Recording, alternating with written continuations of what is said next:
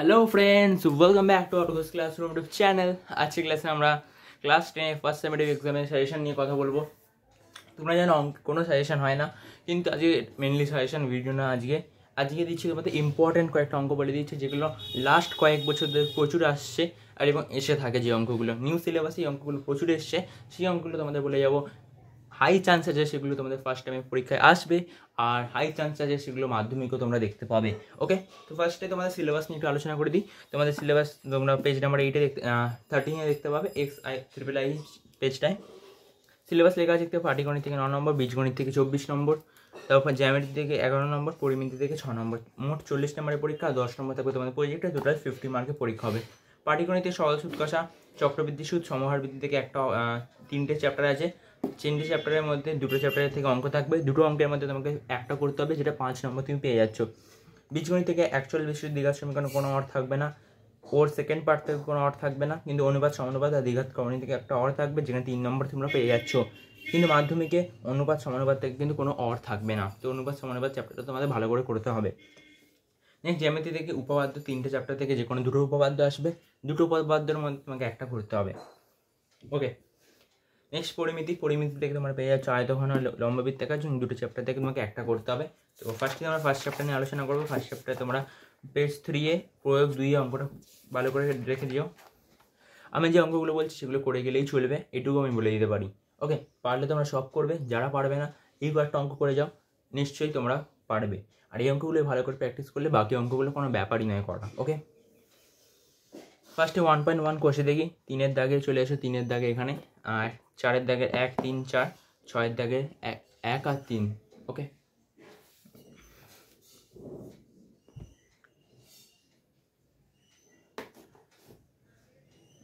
আচ্ছা ওটা দেখতে পাচ্ছ বা তোমরা। এবার হচ্ছে 5, এদিকে রাইট পেজে চলে আসবে, 5 নম্বর পেজে 5, 6, 7। এরপর তোমরা ডাইরেক্ট চলে আসবে হচ্ছে পেজ নাম্বার 8-এ 11 নম্বর প্রয়োগ, পেজ নাম্বার 9, 12, 13, 14। 13টা করা নেই, 13টা তোমাকে করে দিতে হবে। ওকে, নেক্সট তোমরা এদিকে চলে এসো 15 নম্বর প্রয়োগে, পেজ নাম্বার 10-এ। এটা তোমরা এ ধরে করতে পারো, x+3 / x-3 কে এ ধরে নেবে, এটাকে 1/a ধরবে, এবার এটাকে 2, 4, 5/2 করে নেবে। ওকে, নেক্সট এখানে 1 নম্বরটা করলেও করতে পারো, এটা কিন্তু বেশি আসে না। 2-এর দাগে ভেরি ভেরি ইম্পর্টেন্ট 2 মার্কের কোয়েশ্চেনের জন্য, 2 মার্কের কোয়েশ্চেন এটা প্রচুর আসে অঙ্কটা। ওকে, এখান থেকে অঙ্কগুলো 2 মার্কের কোয়েশ্চেন প্রচুর আসে, এটা কিন্তু ভালো করে দেখে যেও। ওকে, নেক্সট 11 দাগের অঙ্ক, মানে 11 নম্বর পেজে 4-এর এই পার্টটা দেখতে পাচ্ছি, এই পার্টটা থেকে প্রচুর কোয়েশ্চেন আসবে, কিন্তু এই পার্টটাই মেন পার্ট এই চ্যাপ্টারে, এখান থেকে কোয়েশ্চেন আসবে। সো 4-এর 4, 11, 13, 16, 15, 18, 19, 20, 21 এই কয়েকটা অঙ্ক, 20খানা, এখানে 21খানা অঙ্ক আছে। 21খানার মধ্যে আমি 10খানা অঙ্ক বললাম, এই কয়েকটা অঙ্ক করে যাও, তোমরা কিন্তু কমন পেয়ে যাবে। ওকে, প্রয়োগ 17, 18 ভালো করে করবে, এই অঙ্কগুলো কিন্তু এখন প্রচুর আসছে। 1.3-এর 5, 6, 7, 8 ভালো করে করবে। আর আমি এখানে ভিএসএ, এটা হচ্ছে 1 মার্কের কোয়েশ্চেন, এটা হচ্ছে 2 মার্কের কোয়েশ্চেন। এই দুটো কোয়েশ্চেন বলছি না, কারণ এখানে সব করেই করতে হবে, এখানে কিন্তু কোনো সাজেশন চলবে না, এখানে কিন্তু যে কোনো কোয়েশ্চেন দিয়ে দিতে পারে। ওকে, এগুলো তোমরা প্রত্যেক চ্যাপ্টারে 1 মার্ক আর 2 মার্ক এমসিকিউ এসিকিউ সব করেই করো। এদিকে পেজ নাম্বার 16 দেখতে পাচ্ছি 20, 21, 22 ভালো করে করবে। 17টা প্রয়োগ 11, প্রয়োগ বলে বাদ দিয়ে দেবে না, যেগুলো করা আছে অঙ্কগুলো সেগুলো ভালো করে দেখে যাও, এখন কিন্তু প্রয়োগ থেকে বেশি কোয়েশ্চেন দেয়। শ্রীধর আচার্য ফর্মুলা মনে রাখলেই তোমরা পেরে যাবে, শ্রীধর আচার্য ফর্মুলাটা মনে রেখো। আর এখান থেকে তোমরা পড়বে হচ্ছে এই পেজ নাম্বার 22-এ চলে এসো, 3, 6, 7, 8 এখান থেকে এই কয়েকটা অঙ্ক করে নিও। আর তোমরা যদি এদিকে দেখতে চাও, নেক্সট এখানে 12, 13 দাগ করবে। এদিকে পেজ নাম্বার 29-এ কোশ্চেন থেকে 1.5 থেকে এই ফর্মুলাটা মনে রাখবে। আর এখানে 4, 5, 6, 7, 8, 10, 11 ভালো করে রেডি রাখো। নেক্সট সরল সুদ কষায় এক্সাম্পলে পেজ নাম্বার 35, প্রয়োগ 9, 10।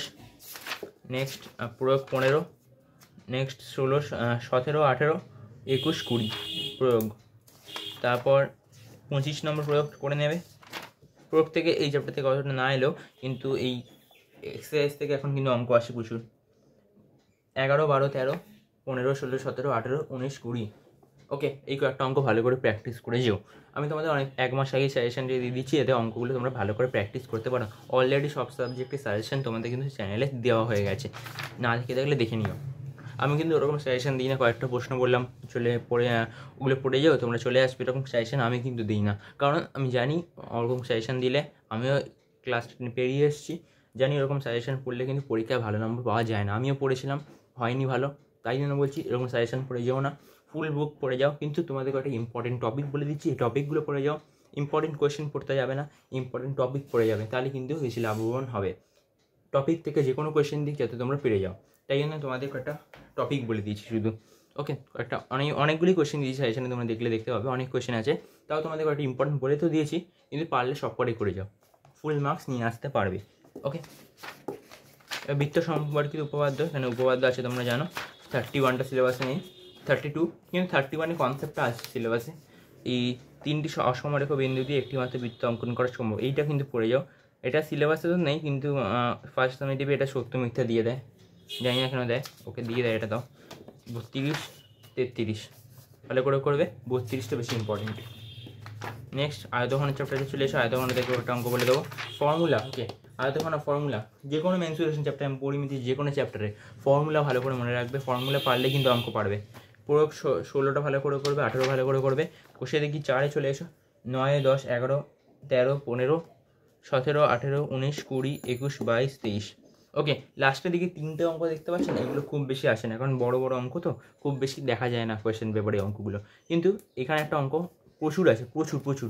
এই অঙ্কটা প্রচুর দেখতে পাবো, খুব সহজ অঙ্ক, 2 লাইনের অঙ্ক, কিন্তু প্রচুর আছে অঙ্কটা, এই অঙ্কটা। ওকে, 2 লাইনের অঙ্ক। আর এখানে দেখতে পাচ্ছি এই অঙ্কটা প্রচুর আছে, 25-এর 1-এর দাগের অঙ্কটা কিন্তু সব করেই করবে, তোমাদের বললাম আগেই। 5-এর দাগে চলে এসো, মানে অনুপাত সমানুপাত চ্যাপ্টারটায় 14, 15, 16 করবে, 18 করবে, 20 করবে। এটা একটু শক্ত চ্যাপ্টার, কিন্তু ফার্স্ট পার্টটা প্রচুর সহজ। ফার্স্ট পার্ট থেকে যদি কোয়েশ্চেন দিয়ে দেয় খুবই সহজ, কিন্তু 5.3 একটু শক্ত আছে, মানতে হবে এটা। প্রয়োগ 35, 37 ভালো করে করবে। কোশ্চেন থেকে 5.2 খুবই সহজ, এখান থেকে এই অঙ্কটা প্রচুর আসে, সেটা হচ্ছে এইটা 7-এর দাগের অঙ্কটা ভালো করে করবে। আর 5, 6, 7, 8, 9 এই সব করে ভালো করে করো। প্রয়োগ 50, এখানে প্রয়োগ 47, তারপর প্রয়োগ 54, 55, 56, 57, 57টা প্রচুর আসে। তারপর এখান থেকে 58, 59, 58টা খুব সহজ, সংযোজন করে দিলেই চলে যাবে এখানে। ওকে, তারপর 59, তবে এদিক থেকে আসবে 60-এ, 60-এর আগে প্রচুর ইম্পর্টেন্ট, প্রচুর কোয়েশ্চেন দেখতে পাবে এটা। 61, 62, তারপর 63 ভালো করে করবে, 63টা ভালো করে করবে, 63 কোয়েশ্চেনটা ভালো করে করবে। তারপর 64, 65 খুব বেশি আসে না, কিন্তু করে যাও যদি দিয়ে দেয়। এখান থেকে 5-এর দাগের কোয়েশ্চেনগুলো ভালো করে করবে, এটা কিন্তু প্রচুর পরীক্ষায় আসে, এই ক্রমিক সমানুপাতিক টপিকটা। কোনো স্পেশাল অঙ্ক করতে হবে না, শুধু ক্রমিক সমানুপাতিক ব্যাপার দিয়ে কয়েকটা অঙ্ক প্র্যাকটিস করে যাও, পেরে যাবে।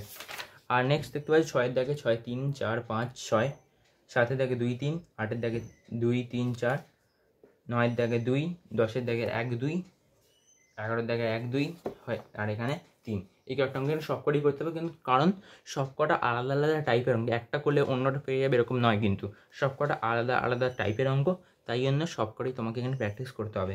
ফার্স্ট সামেটিভে এটা তোমরা বাদ দিলেও দিতে পারো, কিন্তু ফাইনালে বাদ দিলে চলবে না, কারণ 3 নম্বরের কোয়েশ্চেন কিন্তু এখান থেকে আসবে।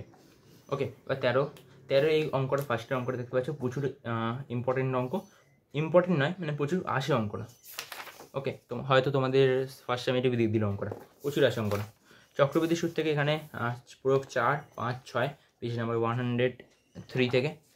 আর এখানে প্রয়োগ 10, 11, তারপর প্রয়োগ 12, 13, 14, 15, 17, 18, 19, 20। এখানে এক্সারসাইজে চলে এসো, এক্সারসাইজে 3, 4 মানে এগুলো তোমার পেরেই যাবে দেখতে গেলে, 12, 13, 14, 15, আর এখান থেকে 24। ওকে, এই কয়েকটা অঙ্ক তোমরা প্র্যাকটিস করে যাও, হয়ে যাবে। তারপর চলে এসো তোমাদের পরে সমাহার বৃদ্ধির আসে 6.2, 7, 8, 10। এখানে শুধু ফর্মুলা মনে রাখলেই পারবে, ফর্মুলা মনে রাখলে কিন্তু হয়ে যাবে। এখানে এই অঙ্কটা মাধ্যমিকে আসে প্রচুর, সেটা হচ্ছে 15, 23-এ লাস্টে এসছে 13, 14। ওকে, আর এখান থেকে শূন্যস্থান পূরণ, এগুলো ভালো করে করবে, এগুলো আসে পরীক্ষা, এগুলো বললেন সব করেই করতে হবে। বৃত্তস্থ কোণ সম্পর্কিত উপপাদ্য, এটা কিন্তু 34, সেটা কিন্তু এবারে মাধ্যমিকের জন্য ইম্পর্টেন্ট। ওকে, এটা কিন্তু ভালো করে প্র্যাকটিস করে যাও। এখানে যে কোনো একটা ছবি দিলেই চলবে, স্কুলের টিচারকে জিজ্ঞেস করতে পারো, যে কোনো একটা ছবি দিয়ে আঁকবে, আর একটা ছবি ফার্স্ট ছবিটা দিয়ে আঁকার ট্রাই করবে, তাহলে কিন্তু এতটাই তোমাদের প্রয়োগটা শেষ হয়ে যাবে, লাস্টে এই 4 লাইন লিখতে হবে না। ওকে,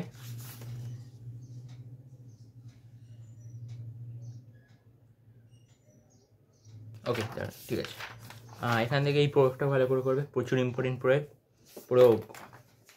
এখান থেকে বৃত্তস্থ, একই বৃত্তস্থ সকল বৃত্তস্থ কোণের মান সমান, এটা কি প্রয়োগ হিসাবে অনেক স্কুলে দিয়ে দেয়, প্রয়োগ হিসাবে। ওকে, এটা ভালো করে প্র্যাকটিস করে দিও।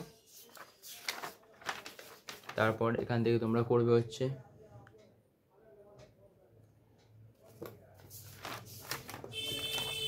লম্ববৃত্তাকার চোঙে, এই সব চোঙের সব কটা ফর্মুলা ফার্স্টে তোমরা খাতায় ফর্মুলা লিখে প্র্যাকটিস করবে। এটা কিন্তু মাধ্যমিক 19-এ এসে দেখতে পাচ্ছ।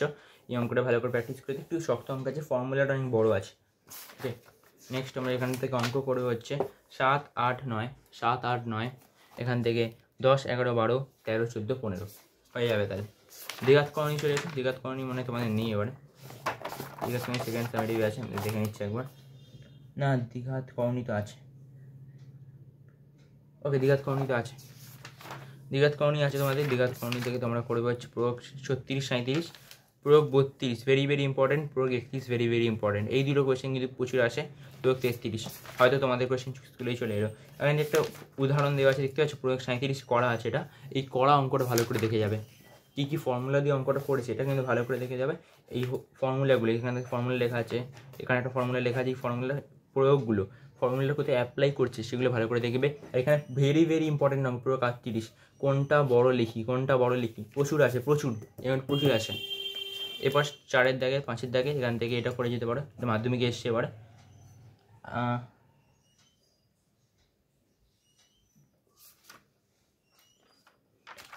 এটা মাধ্যমিকে আসেনি, সরি এটা মাধ্যমিক আসেনি, ভুলে গেছে, এটা মাধ্যমিক আসেনি। এরকম একটা টাইপের অঙ্ক এসেছিলো 2025-এর কথা বলছি। এখান থেকে এই অঙ্কটা ভালো করে প্র্যাকটিস করো। তারপর 4-এরটা, 5-এরটা করো, এখানে 7-এরটা ভালো করে করো, 7-এরটা দাগ দেওয়া নেই এখানে আমার বইতে। আর এখানে 8-এরটা প্রচুর আসে অঙ্কটা, এই অঙ্কটা প্রচুর, যেগুলো প্রচুর আসে তোমাদের বলেই দিচ্ছি, মানে বেশিরভাগ স্কুলেই আসে। আবার বৃত্তস্থ চতুর্ভুজ সংক্রান্ত উপপাদ্য, এখানে তোমাদের এই সম্পূরক, এটা কিন্তু মাধ্যমিকের জন্য এবছর হয়তো ইম্পর্টেন্ট এসে গেছে অঙ্কটা, মানে এই উপপাদ্যটা চলে এসছে মাধ্যমিকে। সো